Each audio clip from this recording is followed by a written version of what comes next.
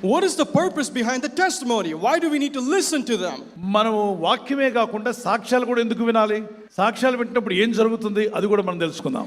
I've mentioned this before many times. When you listen to testimonies of people, we gain faith and we gain trust in God. ఒక వ్యక్తి దేవునితో connect అయి మేలు పొందినప్పుడు ఆ వ్యక్తి ఇక్కడికి వచ్చి సాక్ష్యం ఇస్తుండగా ఆ మాటలు వింటున్నప్పుడు మన విశ్వాసం కూడా అవును కదా ప్రభువా వారి పట్ల మేలు చేశావు నాకు కూడా చేస్తావు తండ్రి అనే నమ్మకం విశ్వాసం పెరుగుతుంది.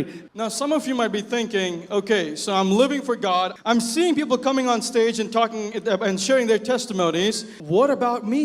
కొన్నిసార్లు మనకు అనిపించవచ్చు ప్రభువా అనేక మంది మేలులు పొంది వచ్చి సాక్ష్యం ఇస్తున్నారు నా సంగతి ఏంటి, నా కుటుంబంలో కూడా మేలు జరగవా, నా వ్యక్తిగత జీవితంలో కూడా నేను మేలు పొందొద్దా, నేను కూడా సాక్ష్యం ఇవ్వాలి కదా స్టేజ్ దగ్గరికి వెళ్ళి దేవుని సమాజంలో నిలబడి అని మీకు అనిపించినట్లయితే దేవుడు ప్రతి ఒక్కరికి ఒక సమయాన్ని పెట్టాడు. మీ సమయంలో దేవుడు మిమ్మల్ని ఆశీర్వదించబోతున్నాడు.